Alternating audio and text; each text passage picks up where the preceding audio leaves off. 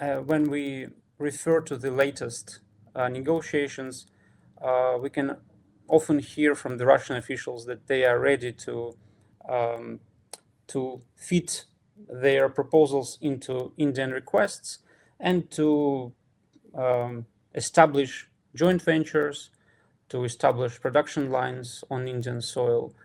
And of course, like we've heard from the Russian officials about the Su-57 potential deal.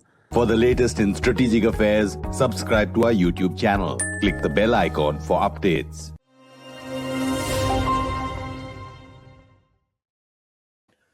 You're on the Gist on Strat News Global.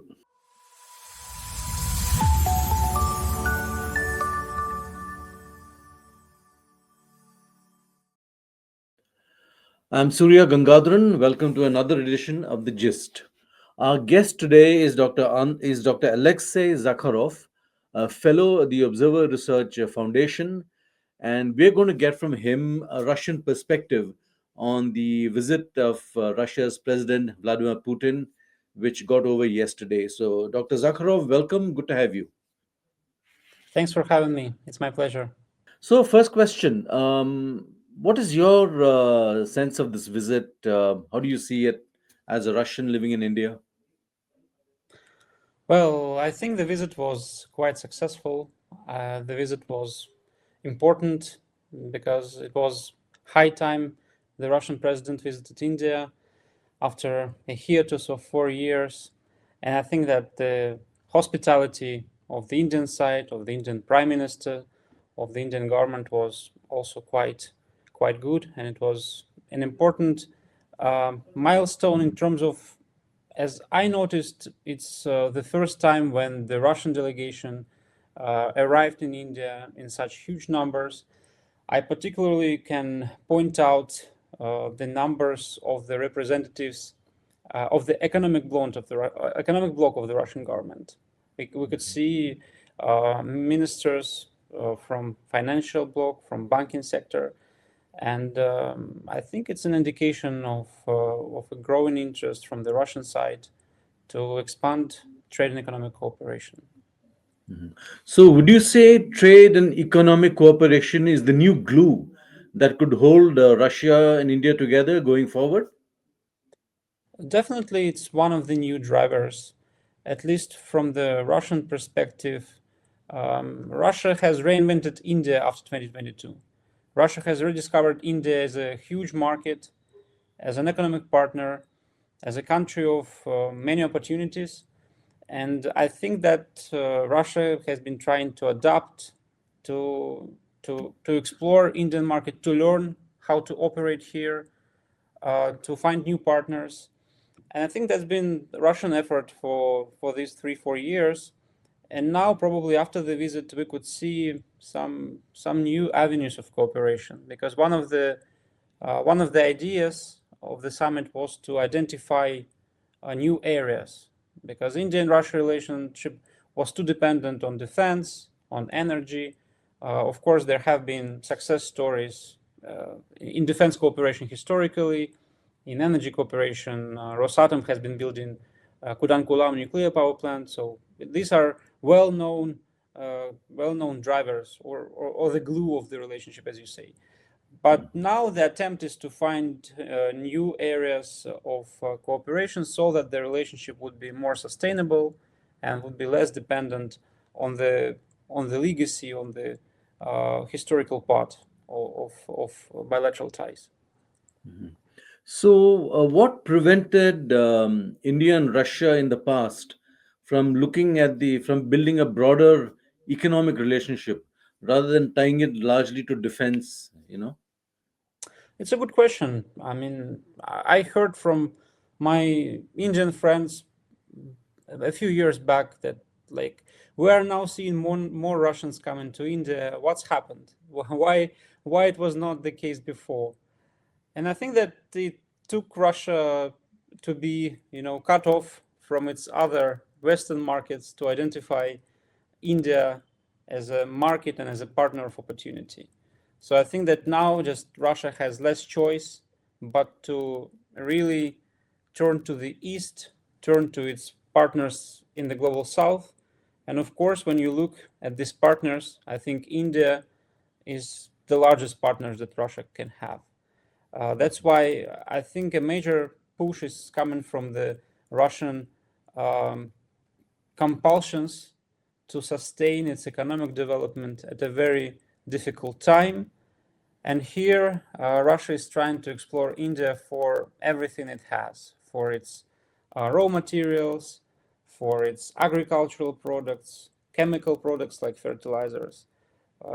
And of course, in this process, Russia is ready to share technologies, something that India might be interested in to keep the partnership going forward.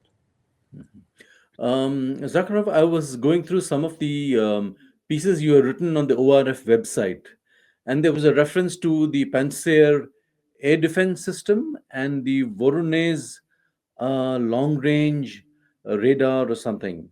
Could you tell us something about, are they in play today between India and Russia?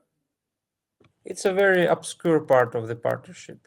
We could see some reports last year that MOUs have been signed, especially on exploring the new variants of Panzer system, which means that probably there was an idea to either customize these systems for Indian interests or maybe for joint production of the system on Indian soil.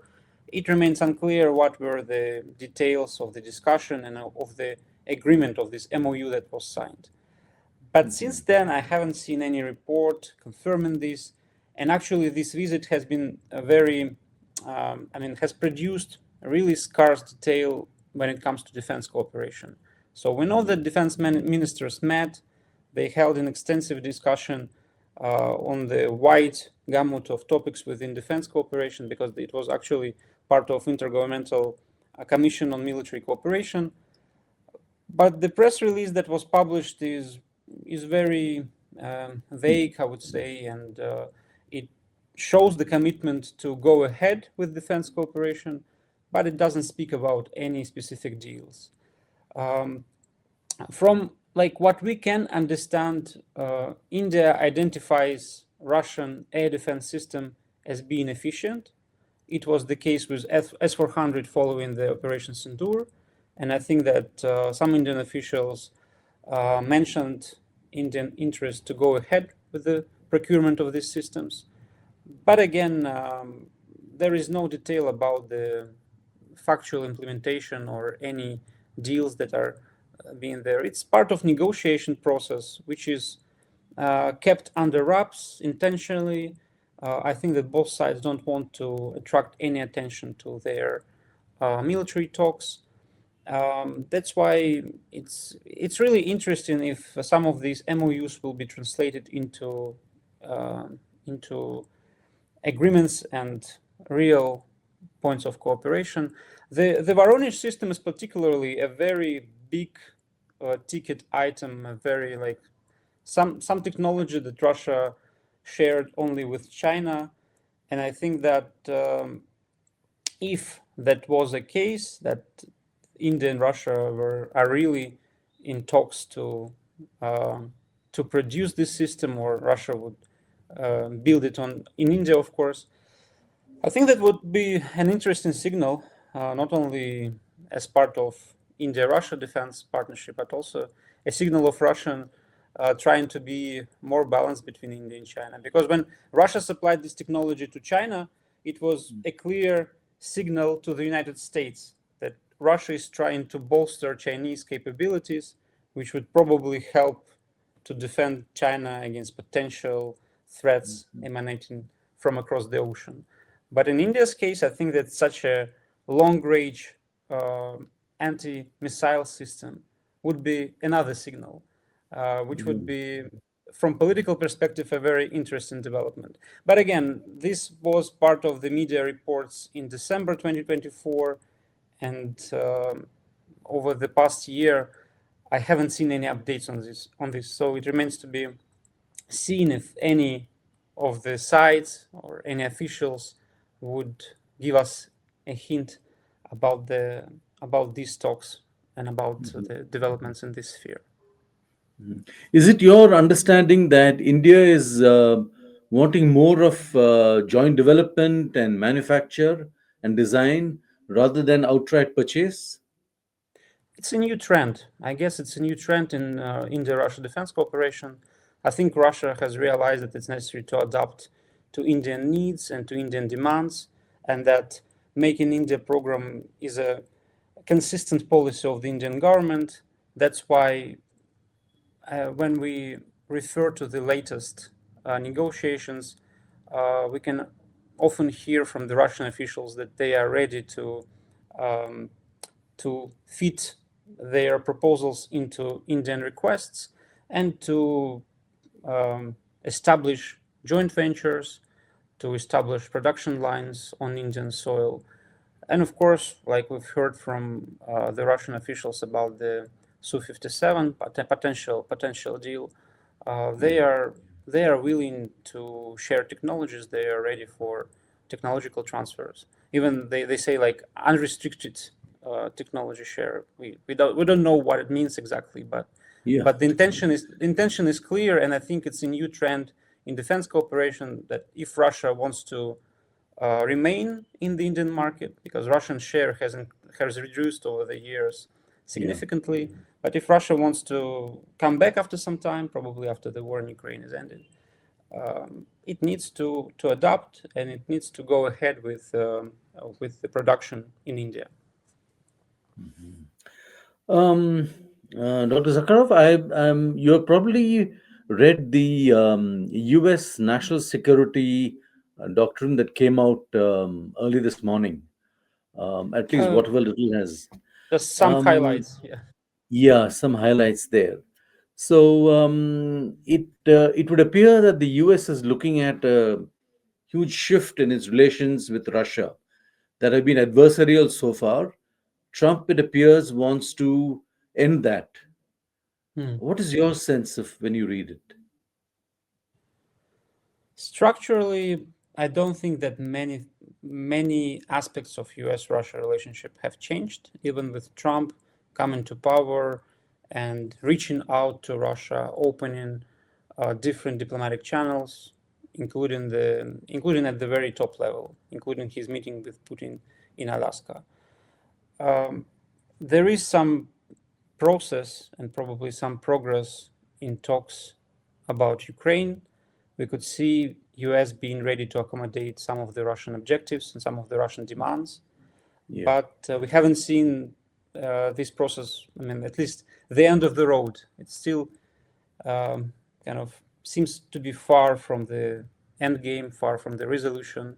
That's why it's always difficult to say, because, you know, the US-Russia relationship is balancing on the brink, and sometimes it seems that things can fall apart, and the relationship can go back to its, worst times in history, to some confrontation peaks. So it's really very, very uncertain. I mean, structurally, if we take into account their dialogue on strategic issues, there are also many questions that remain, regarding their understanding about arms control. They are supposed to discuss the new START treaty in detail, which expires in February 2026. There is unclarity about the future of NATO and European security architecture.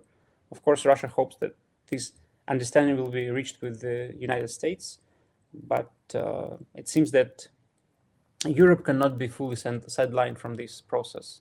And in Russia-Europe dialogue, there seems to be complete misunderstanding and no willingness even to talk. That's why the situation is really complex and intricate, and that's why even if Russia and US really reopened their dialogue and reset some aspects of partnership. But I would be really cautious to say about any rapprochement or long-term engagement. It remains to be hinged, I think, on the situation in Ukraine, on the ending of war, and after that, probably we will see in a more clear picture of the relationship going forward. Is it your sense that the war is somewhere nearing an end because it appears the Russians have made advances in certain areas in eastern Ukraine, more advances? It seems that Russian forces are making advances in several areas, even in the regions which were not supposed to be part of the peace proposals or negotiations, probably trying to put more pressure by advancing in these territories. Or probably it's part of the tactics to encircle the Ukrainian armed forces. I can't say that I'm a big military expert and I understand their tactics, but it seems to be the case, at least if we read not only Russian military experts, but also independent ones based in the West and in different parts of the world. So it seems that looking at Vladimir Putin, both in Moscow when he spoke with the US envoys this week, or when he spoke to Indian journalists, I think he seemed really confident in the situation on the ground, which allows him to stick to his objectives, to stick to his maximalist demands, and probably demand more than Ukraine and Ukrainian European partners can accommodate and can expect from the end game in Ukraine. That's why, I mean, it's really difficult to marry the Russian objectives with the, of course, Ukrainian demands of remaining a sovereign country, remaining a country that can defend itself and that can have security guarantees from its Western partners. That's the crux of the misunderstanding between Russia and the West, that like what level of security guarantee Ukraine will receive after the ceasefire or the end of the war. And I think that's being discussed now. We've heard about some new documents coming up, some new proposals being discussed. So as of now, it doesn't seem to be the end of the story. It looks like the war will drag into 2026 and probably require more diplomatic effort, more patience from all sides, and of course it will require more compromises from all sides. Prime Minister Modi has been making some comments on the Ukraine issue. How does Russia see the India role in Ukraine? What we've been saying? I think that Vladimir Putin tries to take into account what Prime Minister Modi says. If we recall their previous meetings, I think that Prime Minister Modi has been consistent in his message that this war should be ended and the diplomatic resolution should prevail. This was the case with his remarks in 2022 about that it's not the era of war, and it was followed up with some similar remarks later. So whenever they meet, it's always mentioned. The issue of Ukraine comes up, and I think India's message is clear. And we can also point out that Russia tries to keep India updated about its objectives on the one side and the peace process on the other. Because even when President Putin and Prime Minister Modi haven't met, we could see Indian high-level officials coming to Moscow and talking about Ukraine, talking about the situation, and checking the Russian intentions. It was the case with National Security Advisor Doval coming to Moscow and having high-ranking discussions. And EAM Jaishankar also did the same and even met with Vladimir Putin several times over the recent months and weeks. So I think that India and Russia are always trying to check and to be in touch regarding the process in Ukraine. But at the same time, I think that India has not gone to the point to intervene in the process or to offer some mediation. So India's position has been quite cautious. Diplomatically, it has been clear. But at the same time, India has not come up as one of the active participants of the peace negotiations. Zakharov, my last question to you. Um, India, Russia appear to have stabilized and given new direction after this visit of President Putin. How do you see the way forward? Are we, because at the end of the day, India will still need the US for technology, capital, and so on. And in that sense, it needs both. Perhaps going forward, there may be a greater push again back with the US, although suspicion and skepticism will remain, you know. But how do you see India and Russia then? Is there enough to take them, well into the frontiers and beyond, or does the relationship, kind of lose steam somewhere? Hmm. So I think that this visit will provide enough energy for positive emotions, and for the positive trajectory. Because what happens often after such high level engagement, that different low level officials, they get a message, they get some tasks, and they understand the priorities, and they start to work faster. When Russia-India relationship does not have such high level engagement, then we can see some suspensions in deliveries, and the whole process becomes a little bit slower. I wouldn't say that like it only depends on what's happening with US.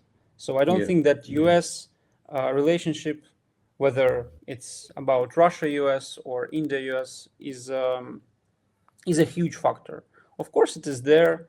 Of course, for instance, for India, it's more beneficial when Russia and US are on the same page, or at least they don't have some kind of a confrontation. For instance, if they would have been able to agree on Ukraine earlier, I don't think that the Trump administration would come up with additional tariffs against India. That was Trump's reaction to Russia not accelerating peace efforts. And India kind of became a victim of this process. Yeah. The same is about India-US relationship. Over the last 2 years, I noticed that Russia has started to react, if not positively, but at least neutrally, to the developments in India-US relationship. There is more understanding now, and I think that Russian experts and even Russian officials acknowledged that they understand India's compulsions for the development, for the economic needs, and that US is a big technological partner, is one of the largest investment partners for India, that this relationship is really necessary for India to grow further. And I think that this understanding is important. But with that understanding, they also hope that Russia will remain important for India in some particular sectors where Russia has an upper hand, or it has some technological capacity. And I think it's a really possible scenario for future that Russia will find some niches in India where it can be useful, where it can be instrumental for India's development, and it will be reciprocal cooperation for both sides, because India can also find some avenues. Like one of the deliverables from the SATCOM that we saw is the pharmaceutical plant that will be open in one of the Russian regions. And I think that in this area, in pharmaceutical, India has a huge potential in the Russian market, and unexplored potential, mainly also because Russia was not ready to accept more Indian presence in this sphere. But now I think that there is some change in mind, and I think that Russia will see it differently, and probably there will be more opportunities for India as well. The Russian reluctance, as you mentioned, to accept Indian pharma, among other goods, this was presaged on what? Is it because they were getting good stuff from Europe, they didn't need any Indian stuff? Yeah, precisely on that. There were so many tie-ups between Russian and Western pharmaceutical companies that India, could not enter this space. There was just less space for the Indian production, for the Indian generics, and I think that it's just been reconsidered now because some of the Western companies they have either left market or they remain uncertain about the future.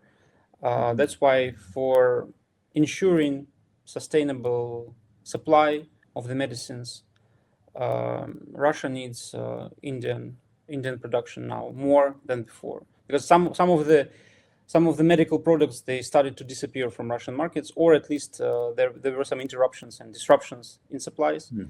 And I think that in this environment, you need more partnerships, and you start to look around, and that's how I think the relationship with India in this particular sphere was reconsidered. Dr. Zakharov, we leave it there. But there is an interesting perspective we get on how Russia looks at the India relationship, and that provides food for thought for all of us here. Thank you very much for your time. Thank you for conversation. Thank you for the invitation. Lovely. That was Andrei Zakharov, fellow at the Observer Research Foundation, talking to Strat News Global on the Putin visit. That's all we have for you on this broadcast. Do follow us on social media. Thank you very much. Good day.